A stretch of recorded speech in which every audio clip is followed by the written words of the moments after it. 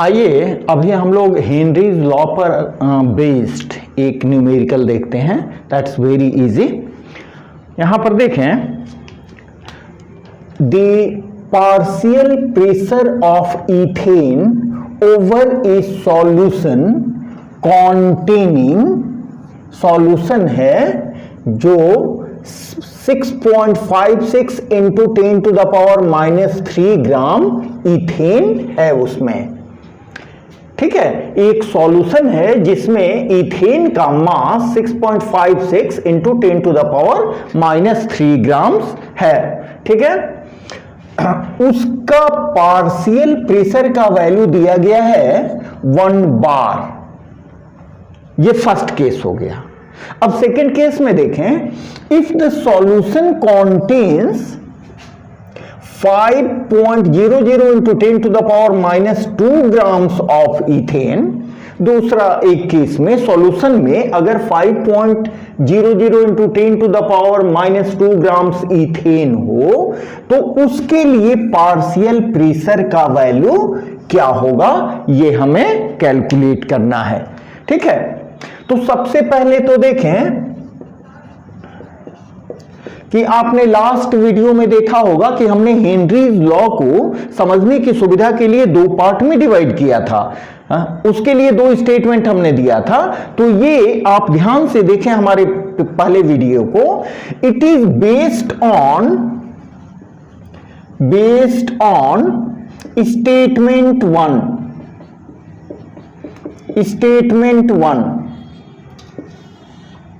ये स्टेटमेंट में क्या कहा गया है कि m is equal to KH into P। Mass is directly proportional to partial pressure और mass is equal to KH into P। अब इसमें देखें फर्स्ट केस क्या कह रहा है। It is first case. First case में आपको क्या दिया गया है, m is equal to 6.56 into 10⁻³ grams and P is equal to 1 bar। तो आप इस इक्वेशन को यूटिलाइज करके KH का वैल्यू कैलकुलेट कर लो।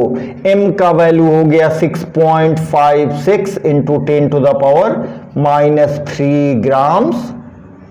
ठीक है, KH is equal to m/P 1 बार।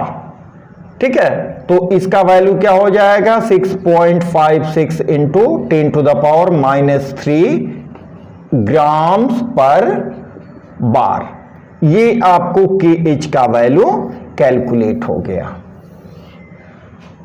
अब सेकेंड केस में देखें, सेकेंड केस में क्या कह रहा है, आपको मास दिया गया है और प्रेशर कैलकुलेट करना है। Here we have second case. Second case में m का वैल्यू दिया गया है 5.00 इंटू 10⁻² ग्राम्स और यहां से आप ले लो KH का value. KH is equal to 6.56 into 10⁻³ grams पर बार। अब आप इस इक्वेशन को यूटिलाइज करके P का वैल्यू निकाल लें, m/KH। तो 5.00 into 10⁻² grams divided by 6.56 into 10⁻³ grams पर बार। ये ग्राम्स कट गया। अब देखें इसको आप डिवाइड करेंगे तो P का वैल्यू आपको आएगा 0.762। ठीक है, और ये आपका हो जाएगा 10⁻²। ये ऊपर गया तो +3 हो गया and it is bar. It will be equal to 0.762 into 10 is equal to ये इधर आया 7.62 bar, it will be the answer. आइए एक छोटा सा सवाल हेनरीज लॉ पर बेस्ड। हमने आपको पिछले वीडियो में बताया था कि हेनरीज लॉ को समझने की सुविधा के लिए हमने दो स्टेटमेंट दिया था। फर्स्ट स्टेटमेंट में सॉल्युबिलिटी को मास से और सेकंड स्टेटमेंट में सॉल्युबिलिटी को मोल फ्रैक्शन से कोरिलेट किया था। तो ये जो सवाल है वो बेस्ड है स्टेटमेंट सेकंड से।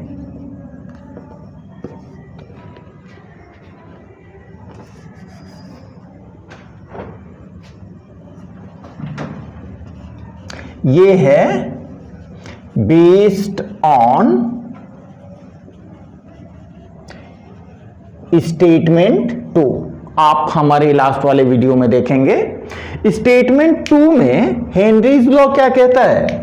स्टेटमेंट 2 के अकॉर्डिंग हेनरीज लॉ क्या कहता है कि pressure, partial pressure is equal to KH multiplied by mole fraction of the gas. यहां इनटू है गैस, ठीक है, और ये पार्शियल प्रेशर। आप देख लो इसको, हमने अभी इसको बताया था बच्चों को। How many millimoles of into gas would dissolve in 1 litre of water? एक वाटर के 1 लीटर में कितना N2 का मिलीमोल डिसॉल्व होगा? हम लोग कैलकुलेट करेंगे मोल्स। मोल्स को 1000 से मल्टीप्लाई करेंगे तो हमें मिलीमोल्स कैलकुलेट होगा, ठीक है।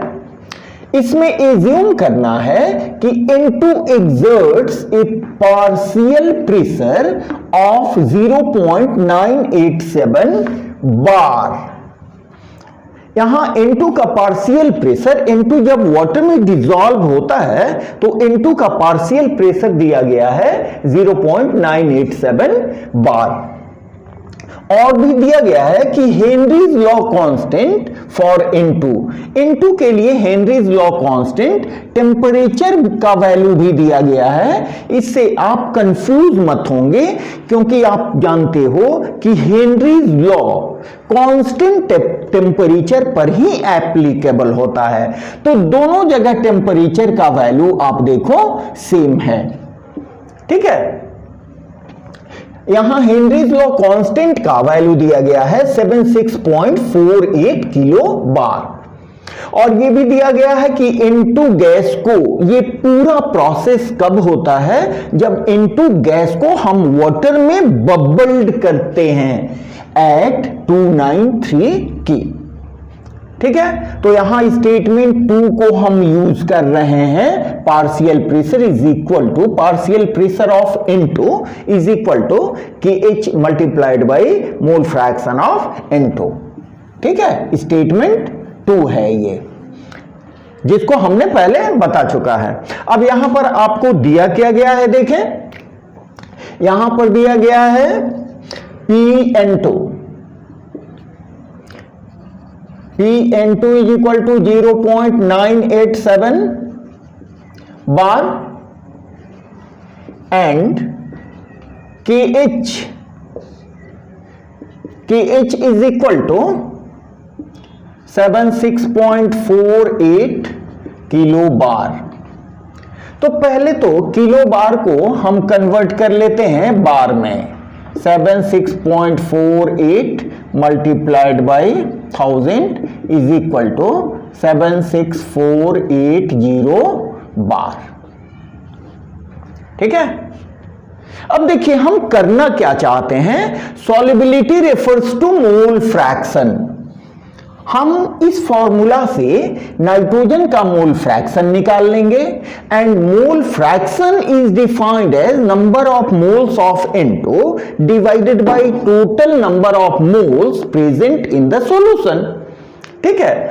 यहां मोल फ्रैक्शन से फिर हम निकालेंगे number of moles of N2 का, और N2 के जितने नंबर ऑफ मोल्स आएंगे उनको कन्वर्ट कर देंगे मिलीमोल्स में। That will be the required answer. तो हमें देखिए Pn2 मिल गया, KH का वैल्यू मिल गया, यहां Pn2 मिल गया, KH का वैल्यू मिल गया, तो हम मोल फ्रैक्शन ऑफ N2 निकाल लें। xN2 is equal to Pn2 by KH। Pn2 का वैल्यू है 0.987 बार डिवाइडेड बाई 76480 बार। इसको जब सॉल्व करेंगे हम, इसको सॉल्व करने पर हमारा आएगा 0.0000129 सॉल्व करने पर, जिसको हम साइंटिफिक नोटेशन में अगर यूज करेंगे तो इस डेसिमल को हम यहां पे लाएंगे एंड इट विल बिकम 1.29 और यहां 1 2 3 4 5, तो ये 10 टू द पावर -5 से मल्टीप्लाई कर देंगे तो इतना मोल हमारा होगा N2 का। हमारा मोल फ्रैक्शन N2 का मिला 1.29 इंटू 10 टू द पावर -5। अब इससे क्या करेंगे हम, xN2 ये होता है मेरा nN2 divided by nN2 plus nH2O, क्योंकि N2 गैस को हम वाटर में बबल कर रहे हैं तो सॉल्यूशन में हमारा N2 गैस होगा और वाटर होगा। तो यहां पर देखें कि वाटर में N2 की सॉल्युबिलिटी बहुत कम होती है, जिसके कारण डिनोमिनेटर में nN2 का वैल्यू बहुत बहुत कम होगा NH2O से, जिसके कारण हम इसको नेग्लेक्ट कर सकते हैं। तब xN2 का वैल्यू क्या होगा, nN2 डिवाइडेड बाई NH2O, जहां पर NH2O है number of moles of water. अब वाटर के नंबर ऑफ मोल्स को हम कैसे कैलकुलेट करेंगे, थोड़ा सा यहां देख लें। NH2O is equal to number of moles of water क्या होगा, mass of water divided by molar mass of water. तो यहां पर हमें दिया गया है 1 litre, volume is equal to 1 litre. 1 litre को हम मिलीलीटर में कन्वर्ट कर लें तो 1000 मिलीलीटर।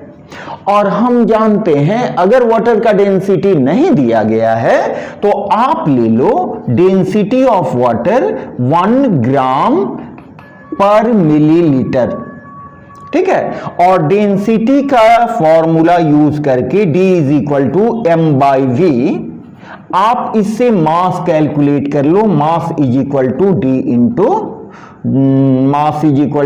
इंटू V, और m is equal to D हो गया 1 gram per millilitre multiplied by 1000 millilitre. ये कैंसिल, तो आपका हो गया 1000 ग्राम, ये मास ऑफ वाटर। वाटर का मास हो गया 1000 ग्राम। अब इसको 1000 ग्राम को NH2O निकालने के लिए 1000 ग्राम को आप वाटर के मोलर मास से डिवाइड कर दें। अब वाटर का मोलर मास कैसे निकालोगे, देखो H2O हाइड्रोजन का 1 होता है इंटू 2 प्लस 16, तो ये हो गया 18 ग्राम पर मोल। एक मोल का वजन इतना होता है, तो इसको हम 18 ग्राम पर मोल से डिवाइड कर देंगे, ये कैंसिल। इसको आप सॉल्व करोगे तो आएगा 55.56 मोल। ये वाटर का नंबर ऑफ मोल्स आपका आ गया, उसको यहां आप पुट कर दो। मोल फ्रैक्शन नाइट्रोजन का आपको मिल गया है, तो यहां देखें N2 आपको कैलकुलेट करना है, डिवाइडेड बाय 55.56 मोल। ठीक है, और देखें XN2 का वैल्यू हमारे पास है 1.29 into 10 to the power -5 is equal to N2 divided by 55.56 और N2 is equal to 1.29 into 10 to the power -5 into 55.56 mole. इसको कैलकुलेट करेंगे, इसको हम मल्टीप्लाई करेंगे तो हमारा आएगा 71.595 into 10 to the power -5 mole.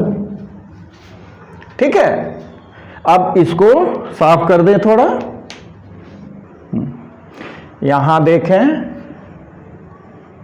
71.595 into 10 to the power -5। ठीक है, इसको 1000 से हम मल्टीप्लाई कर दिए तो मिली मोल में कन्वर्ट हो गया। तो ये 7.5 इसको कर देना 595 को 7.6 into 10 to the power -5 into 10 to the power 3, 7.6 into 10 to the power -2। ठीक है, तो ये हो गया 0.716 मिली मोल। ठीक है, that will be required answer. बात समझ में आ रही है? एक बार इसको बढ़िया से अपने से प्रैक्टिस करें, फिर से इसको देख लें क्या निकालना है। सबसे पहले हमने मोल फ्रैक्शन का वैल्यू निकाला, मोल फ्रैक्शन के मदद से number of moles of N2 निकाला और number of moles of N2 को कन्वर्ट कर दिया मिली मोल्स में। ठीक है, ठीक है, ओके, मिलते हैं फिर नए न्यूमेरिकल के साथ नेक्स्ट वीडियो में।